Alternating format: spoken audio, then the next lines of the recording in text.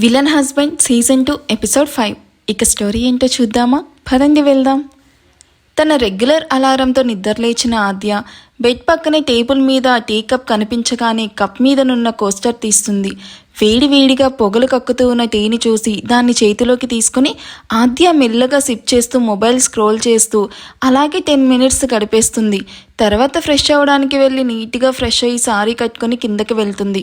ఆద్య కిందకి వెళ్ళేసరికి హాల్లో న్యూస్ పేపర్ చదువుతూ కనిపిస్తూ ఉన్న ప్రతాప్ వినయ్లను చూసి గుడ్ మార్నింగ్ అని చెప్తూ వెళ్ళి వాళ్ళ ఎదురుగా ఉన్న సోఫాలో కూర్చుంటుంది. మామయ్య, మీకు ఇంకా కాఫీ ఇవ్వలేదా అని అడుగుతూ ఏ రేణు రేణు అని పిలవగానే కిచెన్లో డిషెస్ క్లీన్ చేస్తూ ఉన్న రేణుక ఆద్య వాయిస్కి హ్యాండ్ వాష్ చేసుకుంటూ పరుగున హాల్లోకి వస్తుంది. రేణుక నార్మల్ చీర కట్టుకుని మెడలో పసుపు తాడు అండ్ చేతికి మట్టి గాజులతో జుట్టు ముడిపెట్టుకొని అక్కడికి వచ్చిన రేణుకాని చూసిన ఆద్య, మామయ్య తాతయ్య లేవగానే టీ ఇవ్వాలని తెలియదా? వాళ్ళు నిన్ను అడిగే వరకు ఇవ్వవా అంటూ రేణుక మీద సీరియస్ అవుతూ ఉంటుంది. అది కాదు ఆద్య, నైట్ బాగా వర్క్ ఎక్కువైందని డిషెస్ ఏమీ క్లీన్ చేయలేదు. అందుకే లేవగానే ఇల్లంతా క్లీన్ చేసి నీకు టీ పెట్టేసి ఫాస్ట్గా డిషెస్ అన్నీ క్లీన్ చేస్తున్నాను. వీళ్ళు లేచారని నాకు తెలియదు. ఇదిగో ఇప్పుడే టీ పెట్టి తీసుకొస్తాను. లేచారా లేదా అని వచ్చి చూడాలి. పో, ఫస్ట్ వెళ్ళి టీ పెట్టి అందరి కోసం బ్రేక్ఫాస్ట్ ప్రిపేర్ చేయి. క్విక్. జైకి ఆఫీస్కి కూడా లేట్ అవుతుంది, వెళ్ళు అనగానే ఆద్యను పైకి తిట్టే ధైర్యం లేక లోపలే తిట్టుకుంటూ కిచెన్లోకి వెళ్తుంది. రేణుక అందరికీ టీ తీసుకుని వచ్చాక అందరూ తాగుతూ ఉంటే రేణుక సైలెంట్గా పక్కనే నిల్చుకొని దీనంగా అందరి వైపు చూస్తూ ఉంటుంది. అమ్మ రేణు, నాకు పెసరెట్ ఉప్మా తినాలనుంది బంగారం అని చెప్తున్న ప్రతాప్ వర్మని చూసి ఓకే తాతయ్య. ఏ రేణు, తాతయ్య కోసం పెసరెట్ ఉప్మా ప్రిపేర్ చెయ్యి. మామయ్య మీకేం కావాలి అని వినయ్ వర్మ వైపు చూస్తూ అడగగానే ఆయన మసాలా దోశ కావాలని చెప్తాడు. మామయ్య కోసం మసాలా దోశ, జై కోసం తెలుసుగా oats protein smoothie and 4 boiled eggs with oats poha, and మాయాకి ఇడ్లీ విత్ గారెలు, అండ్ నా కోసం పూరి. చాలు, వెళ్ళి ఇవన్నీ 1 అవర్లో రెడీ చేయి. ఇదేమైనా హోటలా ఇన్ని ఐటమ్స్ కుక్ చేయడానికి?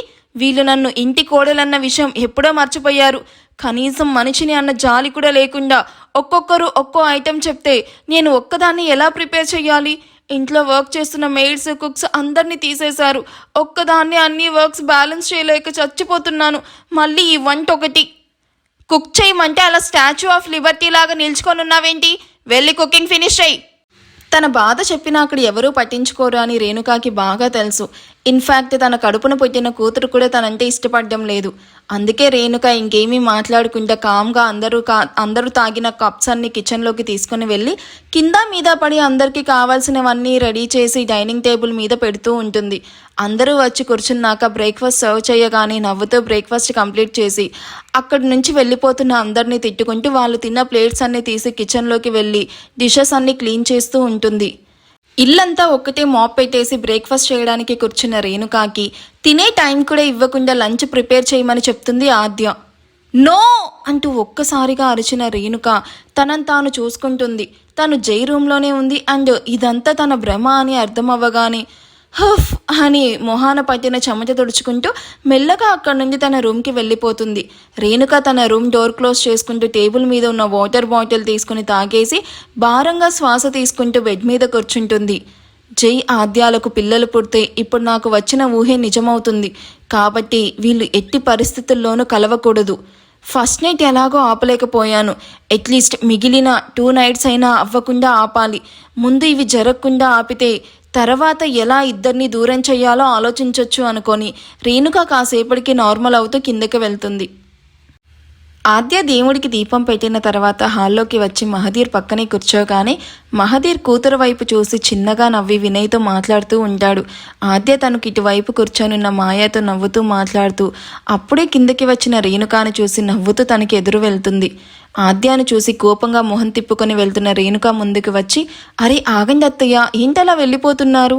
అవును, మొహం ఎందుకు అలా ఉంది అని ఆలోచిస్తున్నట్టు ఫేస్ పెట్టి అర్థమైందిలేండి, నేను చెప్పింది నిజమా అబద్ధమా అని మా రూమ్కి వెళ్ళి చెక్ చేశారా అంటూ కళ్ళెగరేస్తూ అడుగుతున్న ఆద్యాను చూసి రేణుక కంగారుగా ఆద్య వైపు చూస్తూ ఉంటుంది. అదేం లేదు, అయినా నేనెందుకు మీ రూమ్కి వెళ్ళి చెక్ చేస్తాను? నాకేంటి అంత అవసరం? అయినా అదంతా నువ్వు అందరికీ నమ్మించడానికి అలా చేశావేమో, ఎవరికి తెలుసు అంటూ వెటకారంగా అంటున్న రేణుకాని చూసి నవ్వుతూ ఆహా అవునా, సర్లేండి అలాగే అనుకోండి, నష్టం ఏమీ లేదు. అయినా రిజల్ట్ ఇంకో 3 monthsలో మీరే చూస్తారు కదా, అంత కూడా అవసరం లేదనుకుంటా. ఎంతైనా మీ అబ్బాయి టూ ఫాస్ట్ అత్తయ్య, ఎలా వేగాలో ఏంటో. అరే 10 minutes కూడా ఊపిరి తీసుకొని ఇవ్వడం లేదు అంటూ సిగ్గుపడుతూ ఉంటుంది. ఏయ్ ఇక చాలా ఆపేయ్, అత్తగారితో మాట్లాడాల్సిన మాటలేనా ఇవి? కొంచెం కూడా సెన్స్ లేకుండా మాట్లాడుతున్నావు. తప్పేముంది అత్తయ్య, ఇవన్నీ మీకు తెలియనివి కాదు కదా. ఏదో నా ఎక్స్పీరియన్స్ చెప్తే మీకు కూడా మీకున్న ఎక్స్పీరియన్స్ షేర్ చేస్తారేమోనని చెప్తున్నాను.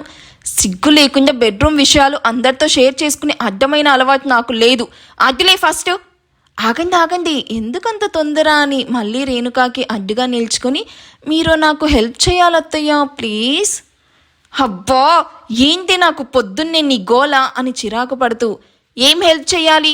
నీ రూమ్ డెకరేషన్ చెయ్యాలా లేక నిన్ను అందంగా రెడీ చెయ్యాలా అంటూ కోపంగా అడుగుతున్న రేణుకాని చూసి, హహా అదేం కాదత్తయ్య, మీరు మావయ్యను ఎలా మీ కొంగుకు కట్టేసుకున్నారో చెప్తే నేను కూడా మిమ్మల్ని ఫాలో అవుతూ మా ఆయన్ని నా చుట్టూ తిప్పుకుంటాను. ఏయ్ నిన్ను అని కొట్టడానికి వస్తున్న రేణుకాని చూసి ఆద్య నవ్వుకుంటూ కిచెన్లోకి పరిగెత్తడం చూసిన రేణుక, చ అసలేమనుకుంటుంది దీని గురించి, అందరూ వెళ్ళాక చెప్తా దీని పని అంటూ అసహనంగా అక్కడి నుండి మాయా వైపు వెళ్తుంది.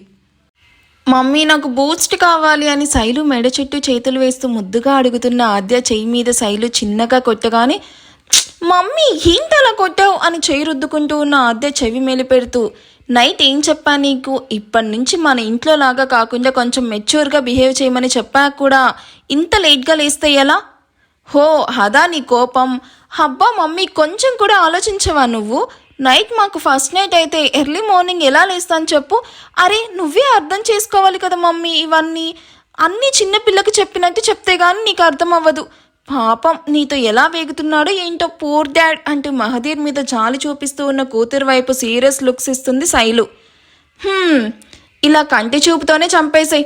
సర్లే ఇదంతా కాదు కానీ ఒక స్ట్రాంగ్ టీ పెట్టు, అసలే నైట్ అంతా నిద్రలేదు, ఒళ్ళంతా నొప్పులు మమ్మీ, టీ తాగితే తప్ప నేను సెట్ అవ్వలేను.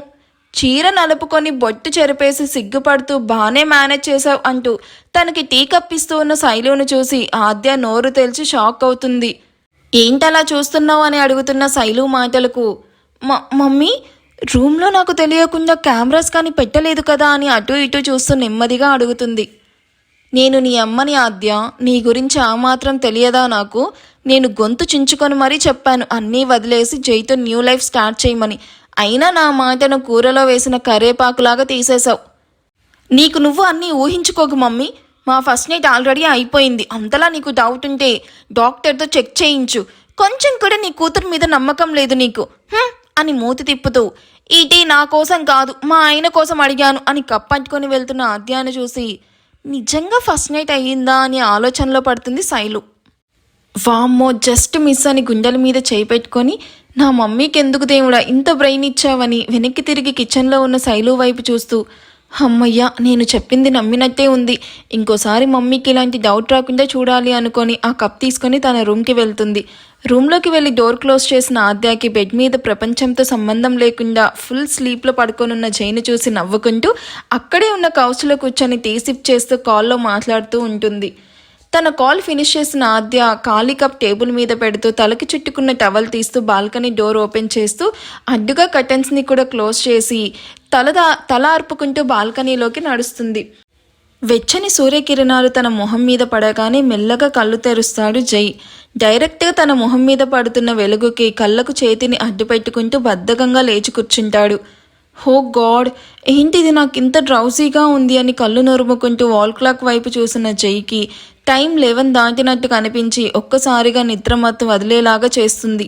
ఏంటిది ఇవాళ ఇంతలా నిద్రపోయాను అని పైకి లేచి నిల్చుకొని మిర్రర్ ముందుకు వెళ్ళి తనను తాను చూసుకుంటూ అదిరిపడతాడు. వాట్ ఈస్ దిస్ డామిడ్, అసలు నైట్ ఏం జరిగింది?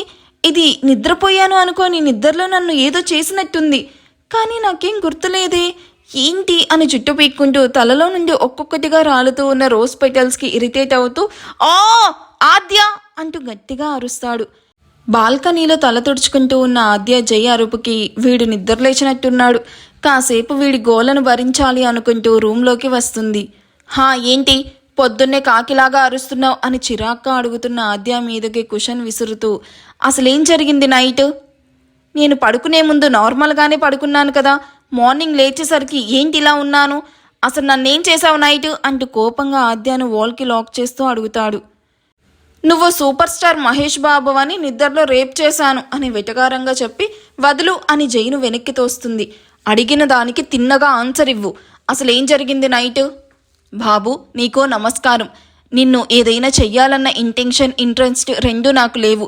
మన మధ్య అంతా బాగుంది అండ్ ఫస్ట్ నైట్ జరిగింది అని అందరినీ నమ్మించడానికి నీకు జస్ట్ మేకప్ వేశాను అంతే, అంతకు మించి ఇంకేమీ లేదు. మనని ఇలా చూసి మన మమ్మీస్ ఇద్దరు ఫస్ట్ నైట్ జరిగింది అనుకుంటున్నారు, నువ్వు కూడా అదే మెయింటైన్ చేయి అంటూ అక్కడి నుండి ముందుకు వెళ్తున్న ఆద్య చేయి పట్టుకుంటాడు జై.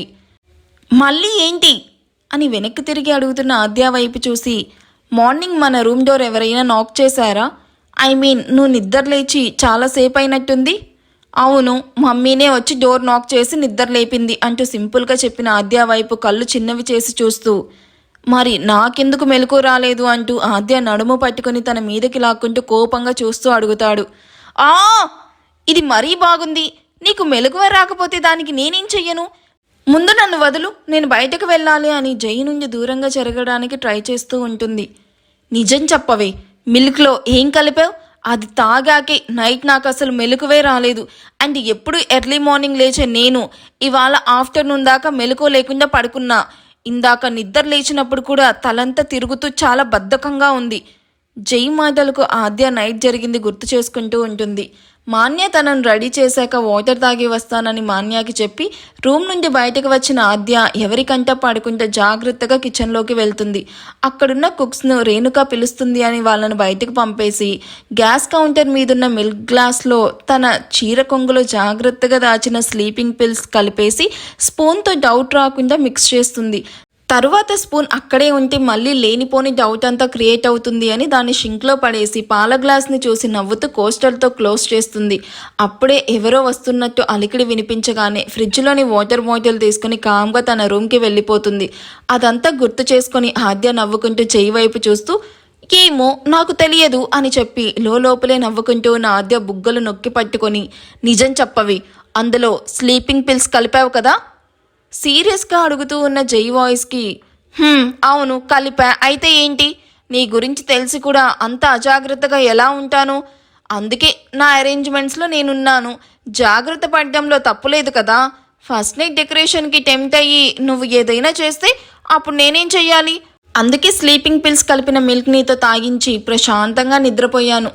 రోజు అలానే చేస్తానేమో అని వరీ అవ్వకు, నిన్న ఫస్ట్ నైట్ కదా అందుకే ఇచ్చాను, నువ్వు కంట్రోల్లో ఉండకపోతే మాత్రం నేను చెప్పలేను అని చెప్తున్న ఆద్యాన్ని చూసి జైకి కోపం కిలోమీటర్ దాటుతుంది. అనుకున్నానే ఇలాంటిది ఏదో చేసే ఉంటావని, నాకు మిల్క్ అని బలవంతంగా తాగిచ్చినప్పుడే డౌట్ రావాల్సింది అని పళ్ళు నోరుతూ, అయిపోయావే నా చేతుల్లో అని ఆద్యాను పట్టుకోవడానికి వస్తున్న జైని పక్కకు నెట్టేసి రూమ్ బయటకు పరిగెడుతుంది ఆద్య. ఆగవే పాగల్, నిన్ను చంపేస్తానే ఇవాళ అని కనీసం షర్టు కూడా వేసుకోకుండా ఆద్యాను పట్టుకోవడానికి అలాగే పరుగులు పెడతాడు. జై నో, అబ్బా ప్లీజ్ వదిలే అని హాల్ మొత్తం పరిగెడుతూ జై చేతికి చిక్కకుండా అటు ఇటు చింకపిల్లలాగా పరిగెడుతూ ఉన్న ఆద్యాను జై ఎలాగోలా పట్టుకొని తన నడుము పట్టుకొని పైకి లేపి, ఇప్పుడు ఎటు వెళ్తావే అని గట్టిగా పట్టుకుంటాడు. అబ్బా జై వదులు, నన్ను వదులు జై అంటూ జై నుండి తప్పించుకోవడానికి కాళ్ళు చేతులు ఆడిస్తూ ఆపసోపాలు పడుతూ ఉంటుంది. వీళ్లను బ్రేక్ఫాస్ట్కి పిలవడానికి పైకి వస్తూ ఉన్న రేణుక వీళ్ళని చూసి షాక్తో నోరు తెరుస్తుంది. చిచ్చి, వీళ్ళకి పగలు రాత్రి తేడా లేదా? పగలే అందరూ ఇంట్లో ఉన్నారని కూడా లేకుండా పోయింది వీళ్ళకి అని వీళ్ళను చూసి హాల్లో సరసాలాడుతూ ఉన్నారు అనుకుంటుంది రేణుక. జై ఆద్య కూడా అప్పుడే అక్కడ రేణుకాని చూసి షాక్ అవుతూ ఒకరినొకరు చూసుకుంటుంటారు. ఈ ఎపిసోడ్ ఎలా అనిపించిందో కామెంట్ చేయండి. వీడియో నచ్చితే ప్లీజ్ లైక్ చేసి హైప్ ఇవ్వడం అస్సలు మర్చిపోవద్దు. Thank you for watching. Bye.